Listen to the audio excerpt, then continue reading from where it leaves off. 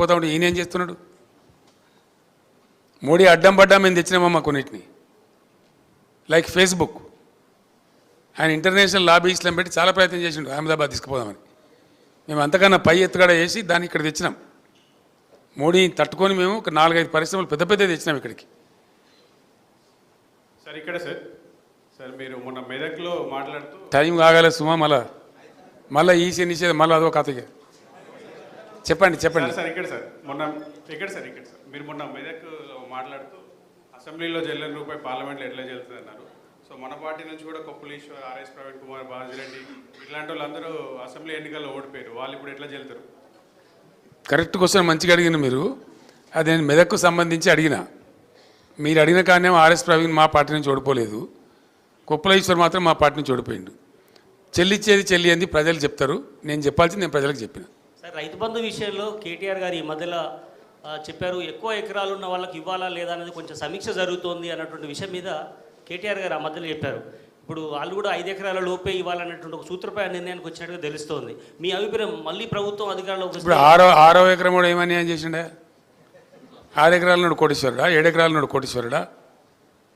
ఓ 15-20 ఎకరాలు దాటిన వాళ్ళకు లిమిట్ పెడితే అదొక అర్థం ఉంటుంది. కానీ మరీ 5 ఎకరాలు మేము బ్రదర్ ఇది ఒకటే చెప్తున్నాను నేను.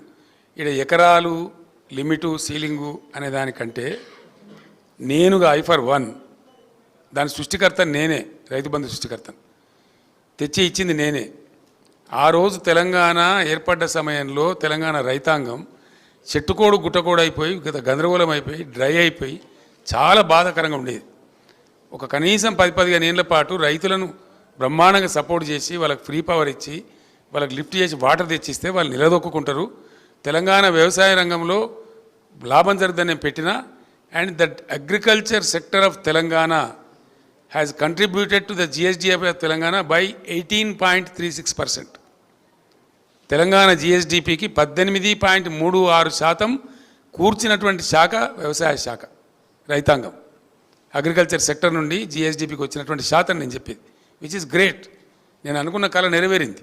ఇంకొక 5-6 ఏళ్ళు కొనసాగించిన తర్వాత ఈ సీలింగ్ బిల్లింగ్ మేము కూడా ఆలోచిస్తామని అనుకున్నాం. రైతులు కొంచెం అప్పులు తీరిపోయి వాళ్ళ సొంత పెట్టుబడి వాళ్ళు పెట్టుకునే పరిస్థితికి వచ్చిన తర్వాత అప్పుడు పేద రైతులకు మాత్రం పెడదాం, కొంచెం ధనిక రైతులకు తీసేద్దామని మాకు కూడా ఆలోచన ఉండే బేసికల్లీ. కానీ ఇంత హాఫెజాడ్గా ఇంత తొందరపడి ఒక కన్ఫ్యూజన్ క్రియేట్ చేసి రేపు మాకు వస్తుందా రాదా అనేటువంటి ఒక భయాన్ని రైతుల్లో క్రియేట్ చేసే దిక్కుమాలిన చర్యలు మాత్రం మేము చేయలే.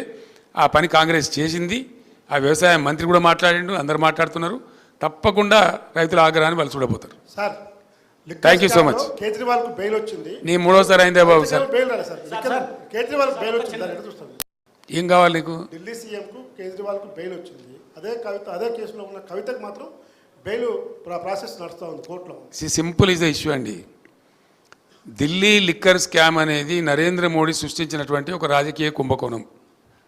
It's reverse political scam. అందులో ఏం లేదంత పట్టితే గ్యాస్. ఇవాళ వరకు ₹1 రికవరీ చేయలే, ₹1 కూడా రికవరీ చేయలేదు. ఎవరి నుంచి ఎవరికి మనీ లాండరింగ్ అయిందో, ఎవరి నుంచి ఎవరు తీసుకున్నాడో ఎవరికి తెలియదు. అది ఢిల్లీ స్టేట్ లిక్కర్ పాలసీని స్కామ్ కింద చిత్రీకరించి మేమిద్దరం అండి, ఆయన కంట్లో నర్సులాగా ఉన్నోళ్ళం, అరవింద్ కేజ్రీవాల్, నేను, ముక్కులో కోయలాగా ఉంటాం. మేము ఏం చేసినాం? మేము ఆయన మాకు 104 మంది ఎమ్మెల్యేలు మా సంఖ్య ఉండి, అప్పుడు మజ్లిస్ ఎమ్మెల్యేలు 7 మాకు సపోర్ట్ ఉండే టైంలో 119లో 111 మంది మేము ఉన్నాం ఇక్కడ. అయినా ఆయన ఏజెంట్లను పంపించండి ఇక్కడికి, ఈ గవర్నమెంట్ టాపులు చేయాలని కూలగొట్టాలి రాష్ట్ర ప్రభుత్వాన్ని ఆయన ఏజెంట్లను పంపించి ఇక్కడ బేరాలు చేశారు. వాళ్ళని పట్టి నిర్బంధించి నేను జైల్లో వేసిన. ఇక్కడ వేయడమే కాదు, ఆ ఏజెంట్లను పంపించిన మూల సూత్రధారి BL సంతోష్, ప్రధానమంత్రికి రైట్ హ్యాండు, జాతీయ కార్యదర్శి, ఆయనను పట్టుకరమని చెప్పి ఢిల్లీ సెంట్రల్ BJP ఆఫీస్ మీదకి మన పోలీసులను పంపించిన నేను. ఆయన పట్టుకరావడానికి పోయిన తెలంగాణ పోలీసులు తప్పించుకున్నాడు ఆయన. అది వాళ్ళ మా మీద కోపం. ఆ కక్ష మనసులో పెట్టుకొని అటు అరవింద్ కేజ్రీవాల్ను ఇటు నన్ను రాజకీయంగా ఒత్తిడి చేయాలని చెప్పి అటు కేజ్రీవాల్ని అరెస్ట్ చేసిండ్రు, ఇటు నా కూతురుని అరెస్ట్ చేసిండ్రు. వాళ్ళు కడిగిన ముత్యాలలాగా బయటకు వస్తారు. అది స్కామ్ లేదు, బట్టిదే ట్రాష్. అది బూమరాంగ్ అవుతా ఉన్నది. ఇలా ఆ అమ్మాయి బతుకమ్మ ఉద్యమం చేసి తెలంగాణ ఉద్యమానికి ఎంతో కంట్రిబ్యూట్ చేసి అమెరికా నుంచి వచ్చి పాపం తన జీవితాన్ని వదులుకొని తెలంగాణ కోసం పనిచేసిన బిడ్డ. అందరికీ తెలుసు, లోకానికి తెలుసు. ఆ అమ్మాయి స్టాండర్డ్ ఏందో, ఆమె ఎట్లా మాట్లాడుతుందో, ఆమె ప్రవర్తన ఏందో మీ అందరికీ కూడా తెలుసు. మీ అందరూ కూడా చాలామంది జర్నలిస్టులు ఆమెతో కలిసి పనిచేసిండ్రు. అటువంటి ఒక నిర్దోషిని పట్టుకపోయి ఒక మహిళను చూడకుండా కేవలం నా కూతురు అనేటువంటి ఒక రాజకీయ కక్షతోని మోడీ అరెస్ట్ చేసిండు. ఏం ఫరక్ కూడా మేము భయపడము, రాజకీయ కుటుంబం కాబట్టి మేమన్నీ ఎదుర్కొంటాం. మాకు ఈ జైలు బీలు కొత్త కాదు. We're not worried. ఆమె కడిగిన ముచ్చంలాగా బయటకు వస్తుంది. I have no out of doubt. Thank you so much. Thank you.